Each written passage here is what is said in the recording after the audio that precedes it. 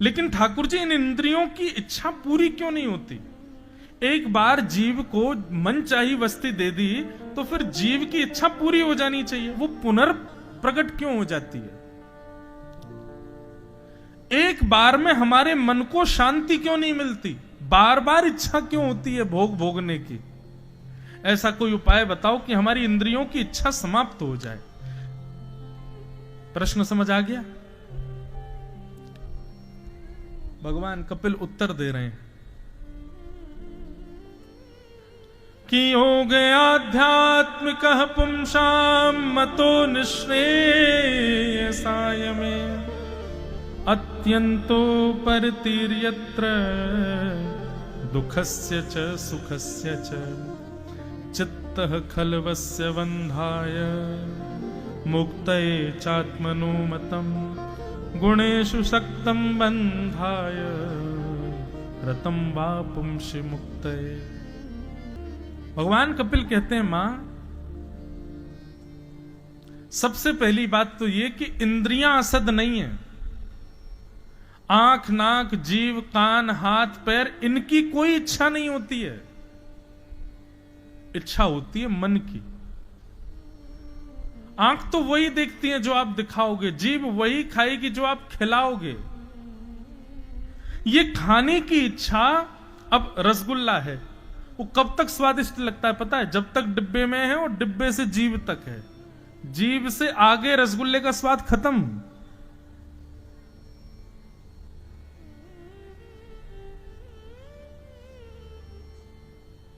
ये इंद्रियों की इच्छाएं नहीं है, ये मन की इच्छा है। मां, इंद्रिय को तो आप कुछ भी दे दो, वो सब ग्रहण कर लेती है। बीमार होने पर ना खाई जाने वाली दवाइयां भी खाते हैं ना हम लोग, इंद्रियों पर वश करके। कभी कभी हमारी स्थिति नहीं होती लेकिन फिर भी उस वस्तु का सेवन करते हैं जो जरूरी है हमारे लिए। इसका मतलब क्या है? इंद्रियों की इच्छा नहीं होती। और बल्कि मैया, ये इंद्रियां तो बड़ी बड़ी निपुण हैं। मैं अगर आंख नहीं हो तो मुझे देखोगी कैसे? कान नहीं हो तो मुझे सुनोगी कैसे? जीव नहीं हो तो मेरा प्रसाद कैसे लोगी? हाथ नहीं हो तो मेरे कीर्तन में करताल कैसे बजाओगी? यदि इंद्रियां नहीं होंगी तो मैं भी तो नहीं मिल पाऊंगा ना। तो इन इंद्रियों को आप असद नहीं कह सकती हो। असद इंद्रियां नहीं है, असद मन है। और मन के बिगड़ने का एक ही उपाय है, एक ही कारण है बस। और वो क्या है? संगति, संग दोष। अच्छा, संगति के नाम पर कई लोग सोचते हैं केवल मित्रता, परिवार, जिन लोगों के हम संग रहते हैं उसी को ही संगति कहते हैं। नहीं, हर वो वस्तु जो आपके तन के पास है वो सब संगत कहलाता है।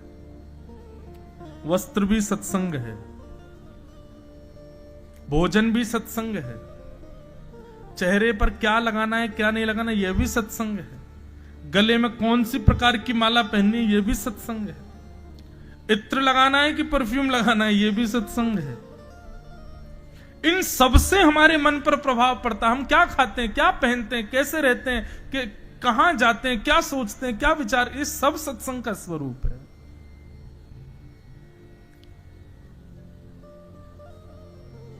मैया,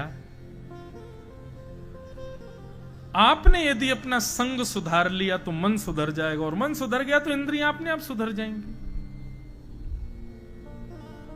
और मन कैसे सुधरेगा?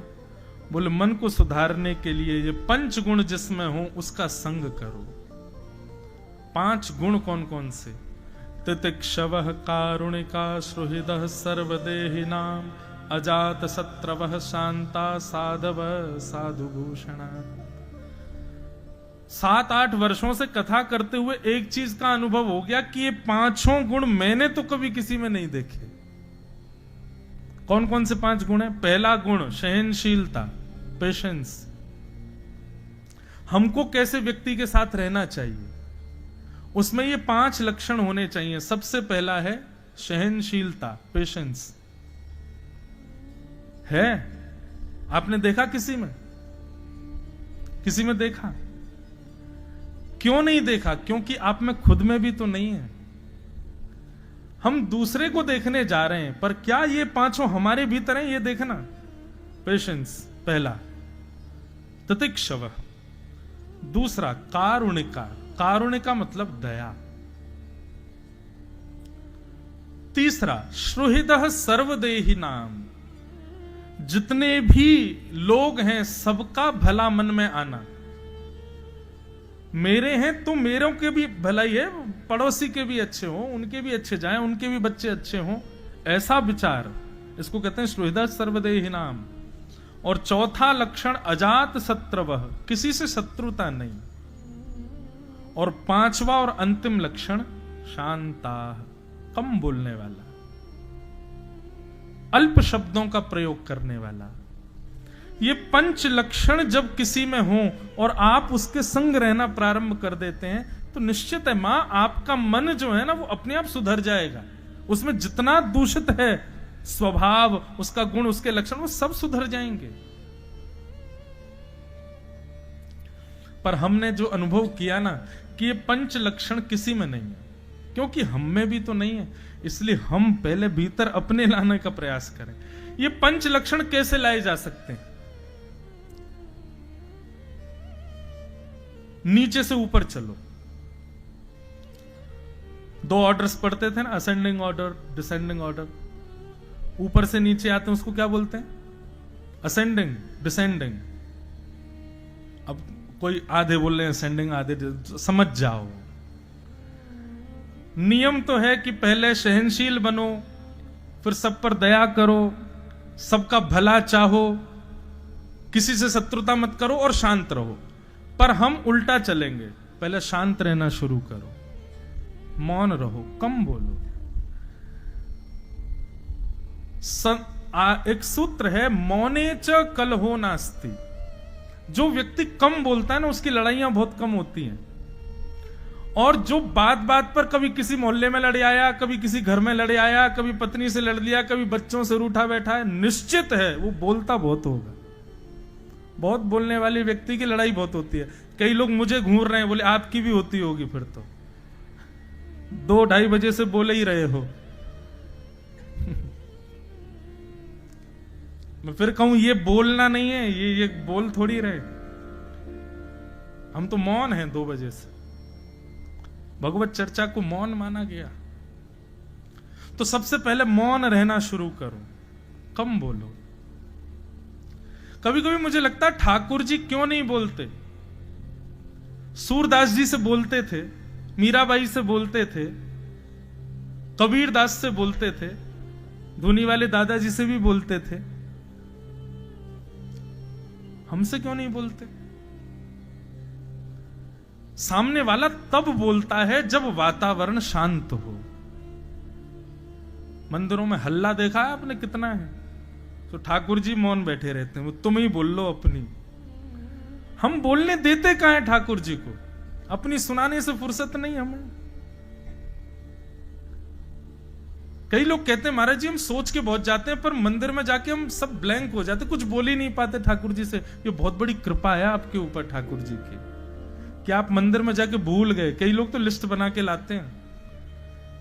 अभी मैं यहां आने से पहले ओमकारेश्वर गया था, तो वहीं एक व्यक्ति को मेरे आगे ही था, बार बार पॉकेट में हाथ डाले, निकाले, फिर धर ले।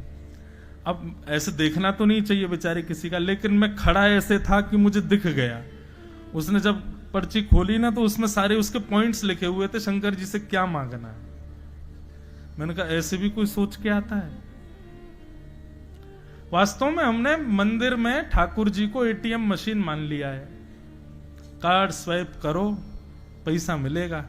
ऐसे ही मंदिर में जाकर के जल चढ़ा दो, नारियल चढ़ा दो, पैसा 100 रुपए चढ़ा दो, जितने तुमने पॉइंट्स लिखे हैं सब मिलेंगे। 100 रुपए के बदले 100 करोड़ चाहिए हमको। नहीं, बहुत बड़ी कृपा है कि आप ठाकुर जी को देखते ही भूल जाते हो कि हम कहने क्या आए थे। मौन, मौन रहोगे तो आपके भीतर अपने आप आपका कोई शत्रु नहीं होगा, जो चौथा लक्षण है। मौन व्यक्ति का शत्रु नहीं होता। तो 2 लक्षण आ गए, मौन आ गया, अशत्रुता आ गई। अब तीसरा लक्षण क्या था? सबका भला चाहना। जब कोई शत्रु होगा ही नहीं तो अपने आप सबका भला होगा, अपने आप सबके भले की इच्छा रखोगे। तो मौन हो गए, अशत्रुता हो गई, सबके भले चाहने की इच्छा। फिर आ गया चौथा, दया। जब सबका भला चाहोगे तो निश्चित है दया से ही चाहोगे। और जब ये 4 लक्षण आएंगे तो पहला सबसे कठिन लक्षण अपने आप आएगा, सहनशीलता। ये 5 लक्षण, ये भागवत की फिलॉसफी है, इसको दर्शन शास्त्र कहते हैं जो अभी हम सुन रहे हैं, कपिल देवभूति संवाद। इसी को ही संस्कृत में सांख्य शास्त्र कहा जाता है, हिंदी में दर्शन शास्त्र, इंग्लिश में फिलॉसफी। बहुत अद्भुत है। अगर कोई व्यक्ति एक एक श्लोक कपिल देवभूति संवाद का पढ़ ले, उसको जीवन में कभी कोई संशय नहीं हो सकता, और वो जिसको देखेगा, जहां देखना चाहेगा, वहां ठाकुर जी का दर्शन कर सकता है, ऐसी दृष्टि मिल जाएगी। भगवान ने इस प्रकार ये 5 लक्षण बताए। मैया ने और भी कई प्रश्न किए, सबको हम प्रणाम करते हैं और सबका उत्तर भगवान कपिल ने दिया। इस प्रकार कपिल देवभूति संवाद को वंदन करते हैं। बोलो कपिल भगवान की। आगे बंधुओं, भागवत में भगवान के परम भक्त श्री ध्रुव जी महाराज का चरित्र आता है। इन्हीं देवभूति माता के भाई का नाम है उत्तानपाद, और उत्तानपाद के पुत्र का नाम है ध्रुव। एक प्रकार से देखा जाए तो ध्रुव जी के भुआ के बेटे हैं कपिल भगवान। तो श्री ध्रुव जी का चरित्र कैसे आता है कि उत्तानपाद राजा की 2 पत्नियां थीं। सुनीति और सुरुचि, 2 पत्नी। सुनीति कहते हैं बुद्धि को, और सुरुचि कहते हैं मन को। हम सबकी भी 2 पत्नियां हैं, सुनीति और सुरुचि। एक पत्नी बुद्धि है, दूसरी पत्नी मन है। हम कोई भी काम करते हैं इन दोनों की रजामंदी से ही करते हैं, पर हमारा ज्यादा लगाव किससे है, बुद्धि से कि मन से? किससे है? मन से। सब जानते हो। वही हुआ यहां। उत्तानपाद राजा भी अपनी बड़ी पत्नी से ज्यादा प्रेम नहीं करते थे, छोटी पत्नी से प्रेम करते थे। उसका नाम ही है सुरुचि। मन क्या करता है? जो आपको अच्छा लगता है वो आपको दिलाएगा। और बुद्धि क्या करती है? जो आपको अच्छा लगता है वो नहीं, जो आपके लिए जरूरी है वो आपको दिलाती है। ये बुद्धि और मन में अंतर होता है। एग्जाम देना है, मन कभी नहीं चाहता कि हम एग्जाम दें। बुद्धि की मान के ही एग्जामिनेशन हॉल में बैठते हैं। मन से पूछो तो मन क्या कह रहा है? बोले कि डिले हो जाए, एक्सटेंड हो जाए, कैंसिल हो जाए।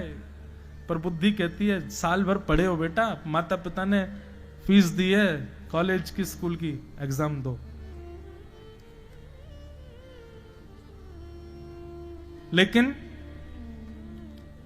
मूवी थिएटर में व्यक्ति बुद्धि से नहीं जाता, मन से जाता है।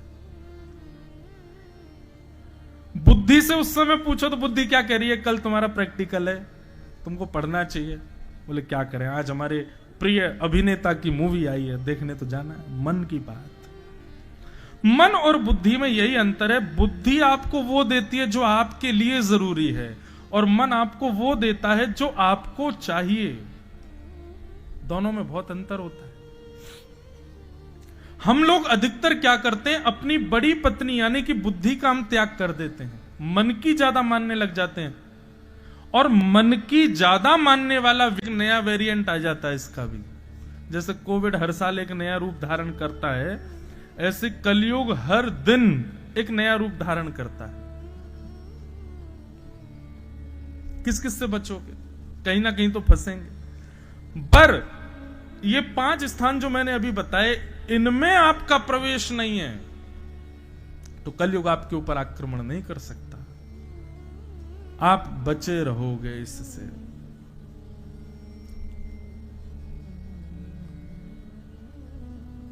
बहुत सावधानी से सुनो। राजा परीक्षित आखेट को वन में गए। जानवर तो कोई मार नहीं पाए क्योंकि आता ही नहीं था शिकार करना। तभी एक शमीक ऋषि के आश्रम पर जाकर के जल की याचना की। शमीक ऋषि समाधि में बैठे थे, जल नहीं दिया, उनकी आज्ञा, उनकी बात का प्रत्युत्तर नहीं दिया, तो राजा को लगा कि ये पाखंडी मेरे को देख करके ध्यान का नाटक कर रहे हैं। और राजा परीक्षित ने मरा हुआ सर्प शमीक ऋषि के गले में डाल दिया। बंधुओं, यह भी एक कलयुग का रूप है कि किसी वैष्णव को देख करके, किसी संत को देख करके, किसी भगवत भक्त को देख करके उसकी भजन की क्रिया देख के आपको पाखंड लगता हो, आपके चित्त में यह भाव आता हो कि ये तो आडंबर है। यह भी एक कलयुग का स्वभाव है। ये कलयुग दिखाता है आपको ऐसा।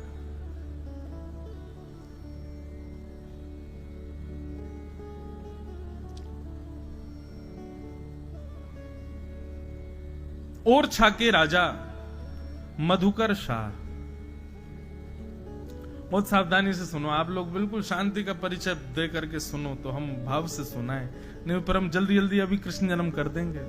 भाव से सुनो सब लोग। ओरछा के राजा मधुकर शाह बड़े परम वैष्णव थे। एक दिन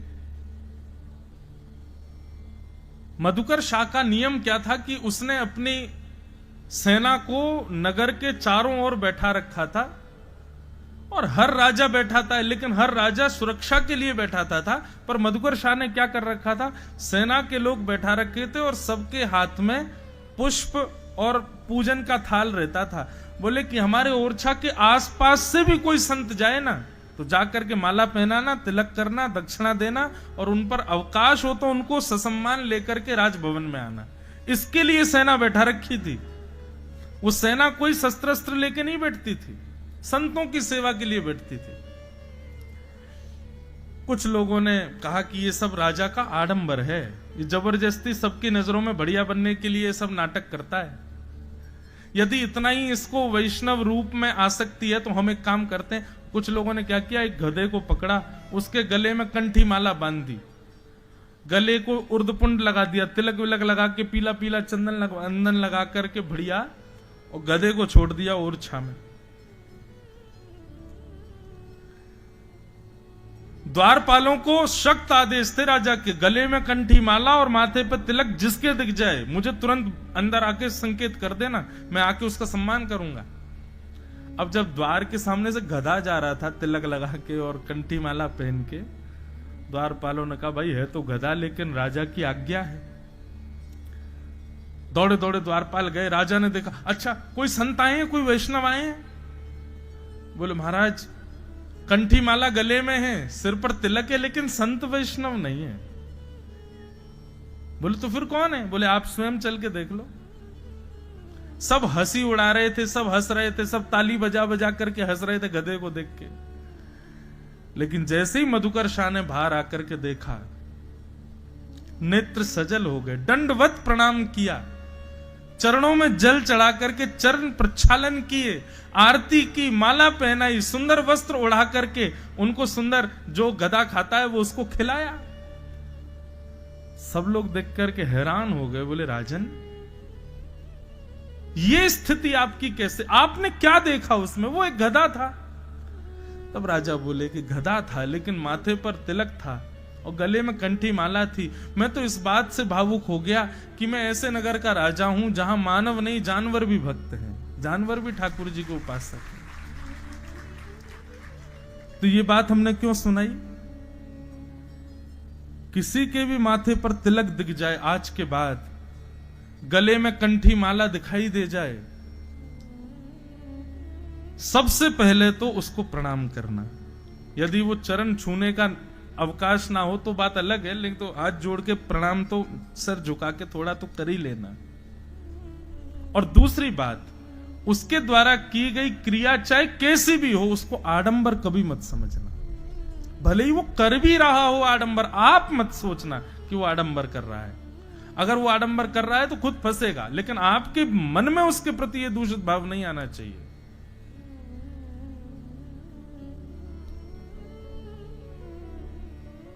ये कुछ नियम है, इनका पालन करना। तो राजा परीक्षित ने, शमीक ऋषि ध्यान में बैठे थे और राजा परीक्षित ने जाके कहा मुझे जल की प्यास लगी है, पानी दीजिए। शमीक ऋषि ध्यान में बैठे थे, प्रत्युत्तर नहीं दे पाए। तो राजा परीक्षित को लगा बताओ आडंबर कर रहे हैं, नाटक कर रहे हैं, मेरे आगे पाखंड करते हैं। अरे चक्रवर्ती सम्राट तुमसे जल मांग रहा है और तुम अभी भी ध्यान में बैठे हो। मरा हुआ सर्प बाण से उठा करके गले में डाल दिया। यही तो कलयुग करवाता है। राजा परीक्षित वहां से लौट के चले गए। शमीक ऋषि के गले में मरा हुआ सर्प, ये समाचार जैसी शमीक ऋषि के पुत्र को पता चली कि मेरे पिता के गले में मरा हुआ सर्प राजा परीक्षित ने डाल दिया। परीक्षित के इस दुष्कर्म को शमीक ऋषि के पुत्र श्रृंगी ने अपने हाथ में जल लिया और जल लेकर के श्राप दे दिया।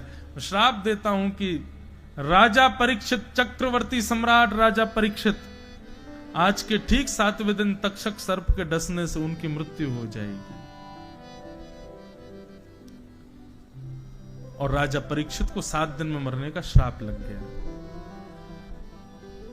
परीक्षित लौट करके गए, जैसे ही मुकुट उतार के रखा तुरंत उनको समझ आया ये मैंने क्या किया, एक संत के गले में मरा हुआ सर्प। अरे ठीक है, मैंने मांगा, उन्होंने प्रत्युत्तर नहीं दिया, तो मैंने इतना भी अपने क्रोध पर काबू नहीं किया कि वहां से चुपचाप चला जाऊं, गले में मरा हुआ सर्प डाल दिया। ये मैंने कैसे कर दिया? ये सब कलयुग करवा रहा था। बंधुओं, पाप करने की हमारी इच्छा नहीं होती। निश्चित मानिएगा, जो व्यक्ति पहली बार मदिरा पान करता है घबराता है, डरता है। जो पहली बार मांस भक्षण करता है, बचपन से नहीं किया हो, कभी शुरू कर दे दोस्तों के संग बैठ करके, घबराता है। उसका रात भर मन बेचैन रहता है, मैंने ऐसा क्यों किया। कभी किसी का हृदय ना दुखाता हो और वो व्यक्ति अपने स्वार्थ के लिए किसी का हृदय दुखा दे, वो आत्मग्लानि में 7-7 दिन सोता नहीं है। फिर इसका मतलब क्या है? पाप हमारा स्वभाव नहीं है, कलयुग करवाता है। इसलिए भैया ये नाम जप, ये कीर्तन, ये सत्संग, ये सारे क्या बोले,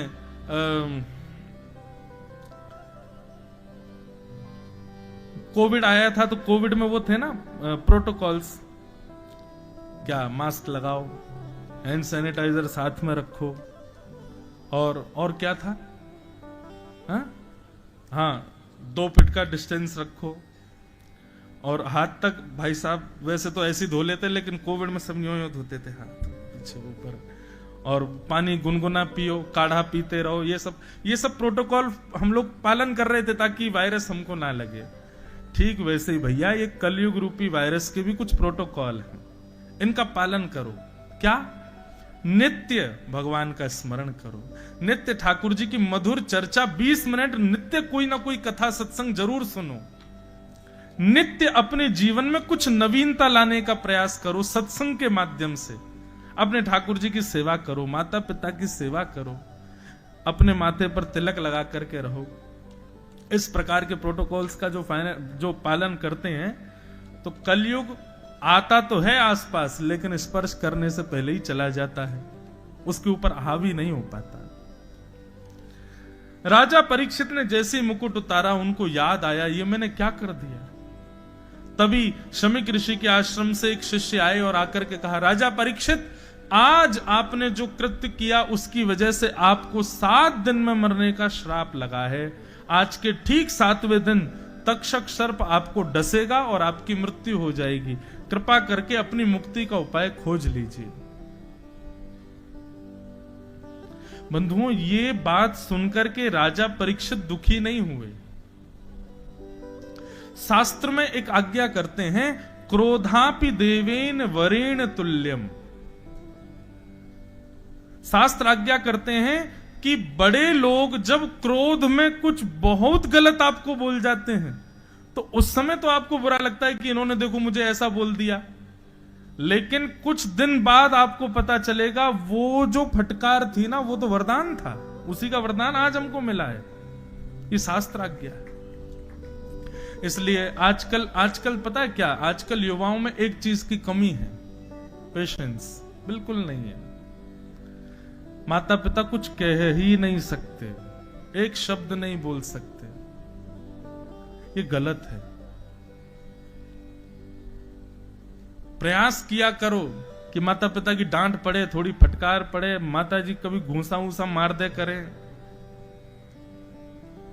आप तो सब खंडवा आदि के रहने वाले हो, हम तो ब्रजवासी हैं भैया। ब्रज में तो कुटाई अलग ही हो गए बालकन की।